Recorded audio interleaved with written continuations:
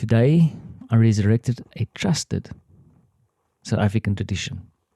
My name is Werner Puchert, and this is Finding Frequency. So, I remember growing up in South Africa, and a good tradition that we always had as a family is that Sunday was really a chill day. And in fact, this is a part of my life that I would actually like to recapture from time to time because my wife is super busy, on the move always. And Sundays are, for me, times where you have to sit back, relax, maybe read a little bit something, sharpen up your local knowledge, and perhaps snack on something nice. But the most important part of that Sunday is the afternoon nap. Oh, yeah. Jokes aside, I remember growing up in South Africa, how my dad used to take us to the small convenience stores wherever we lived at a particular point, and we will each get a snacky. He would buy his Sunday newspaper, a huge pile of pages, and somewhere in there is also a little comic book that we could read. And of course, we went home. I can't remember if my mom really made big lunches. There was always some good stuff to eat, of course.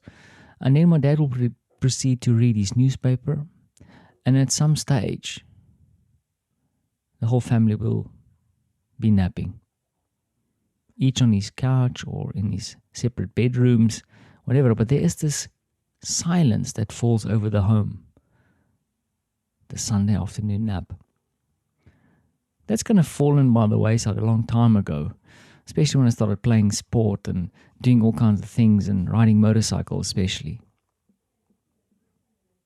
But after this weekend, and especially because this 47-year-old dude went down to the river with his family today and jumped on his longboard again. And I tell you what, man, I can feel my body moving. My right leg that I'm using to push away is on fire. I feel like I'm busy growing a master calf. Jokes aside, it was a good day. Got some time to spend with the family. Of course, we had to buy ice cream again. Also, just as a bit of a reflection on Poland today, my wife and I observed as we were moving down to the riverside. We haven't actually been there since the pandemic. It was insanely busy. And honestly, between you and me, something that worries me a little bit is that while we were there, it felt like any other day. There is no real thinking or consideration or even impression that we are in the middle of a pandemic. There's no social distancing at all. In fact, my wife and I tried to stay out of the crowds as much as we can. And I think reflecting on how we didn't do too badly. But both of us forgot our masks. We kept well away from folks, but there was these little bottlenecks that happened on the way to and from the car where you can't but expect to run into a whole bunch of people. It worries me a little bit that we are kind of in this space. Now, to be honest, we are not in the same side of the curve as other folks. I don't even know if we've really passed the peak or what that means anymore, but it's definitely now in the phase where we are a little bit more lax here in Poland, in Warsaw specifically. I can't speak for the rest of Europe. It's just strange. After having this day and experiencing what we experienced and also thinking about how safe we were, the next thing I do is I see some news from the European Union where the leaders are standing around with masks on while we're having a good time down at the river.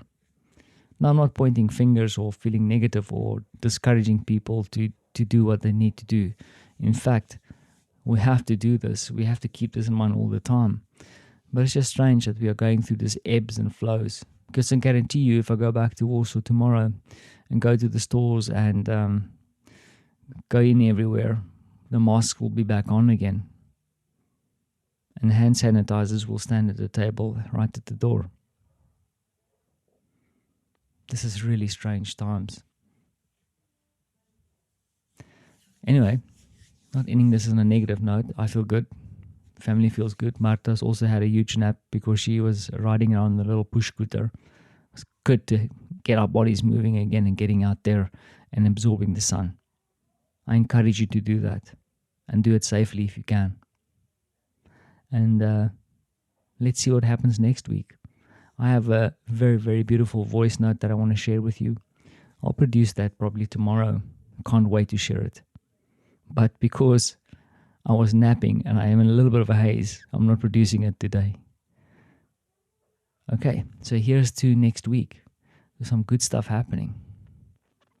On the verge of a holiday for me and hopefully some good stuff for you. Thanks for listening.